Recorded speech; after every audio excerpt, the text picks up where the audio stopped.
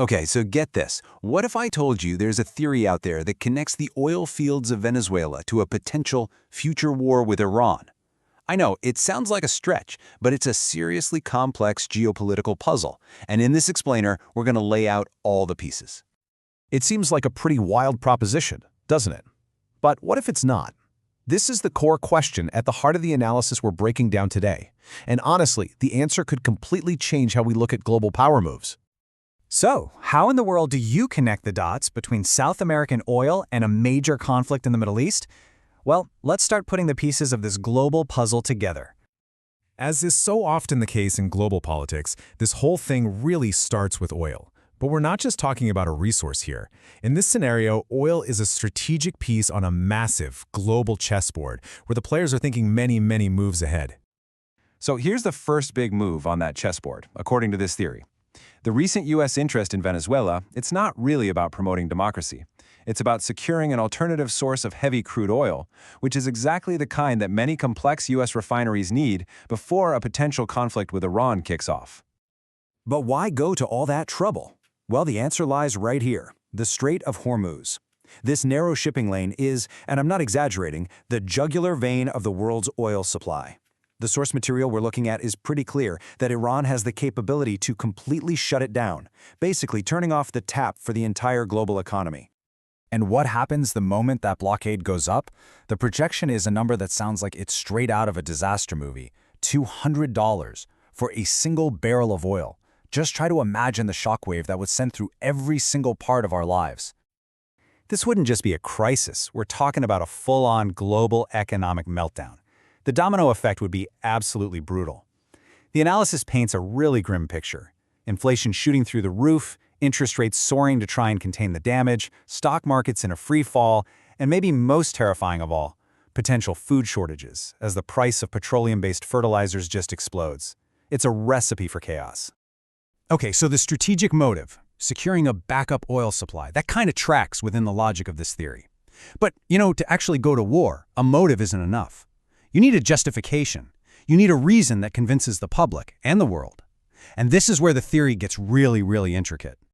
So how do you justify military action in Venezuela to a world that's pretty skeptical? According to this analysis, the old arguments, things like narcotics trafficking or human rights violations, they just don't have the same impact they used to. They're not compelling enough anymore. You'd need something much more powerful, a catalyst, a trigger event so shocking, so undeniable, that it could just flip the entire script on public opinion, literally in the blink of an eye. And here's the thing, the theory doesn't just guess that a trigger is needed, it lays out a very, very specific one. And this is where all the sinister dots start to connect. Now this is fascinating.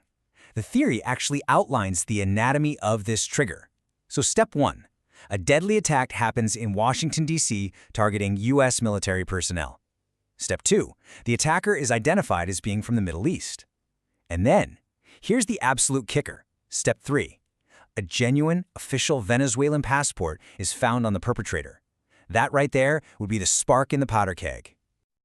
And there you have it, your casus belli, the act that justifies war. All of a sudden, this isn't just an isolated terror attack. It becomes an attack with the state-sponsored fingerprints of Venezuela all over it, providing the perfect, seemingly incontestable reason to intervene. And look, this isn't just pure speculation pulled from thin air. The analysis we're examining draws on various reports, some going all the way back to 2008, alleging that Venezuela has been issuing official documents to citizens from countries like Syria and Iran. And the scale of it is just staggering. This quote from a former Venezuelan official mentions 10,000 illegal passports being issued in a single year. If that's true, it points to a massive, state-run operation. But the theory goes even one step further. It argues that none of this is random. It's all part of a plan that has a very specific and rapidly approaching deadline, a ticking clock.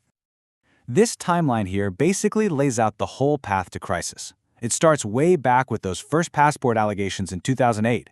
It argues that today, in 2025, the stage is completely set. Then it pinpoints 2026 as the decisive year for this all to go down, even drawing a pretty chilling parallel. Just like the Roaring '20s led to the 1929 crash, the events of 2026 could set off a new global crisis by 2029. So the crucial takeaway here is this. According to this theory, 2026 isn't just another year on the calendar. It's framed as a point of inflection, a moment of rupture, after which the world as we know it could be completely and fundamentally changed. So there you have it. We've just walked through all the key beats of this incredibly complex theory. It connects Caribbean oil to a war in the Persian Gulf, it uses a passport scheme as a trigger, and it puts all of this on a very, very specific timeline. So just to recap, let's put a bow on it. Here are the essential pillars of the whole argument. Venezuela's oil gets secured as a strategic backup. A shocking attack occurs in the U.S., blamed on a Middle Eastern operative.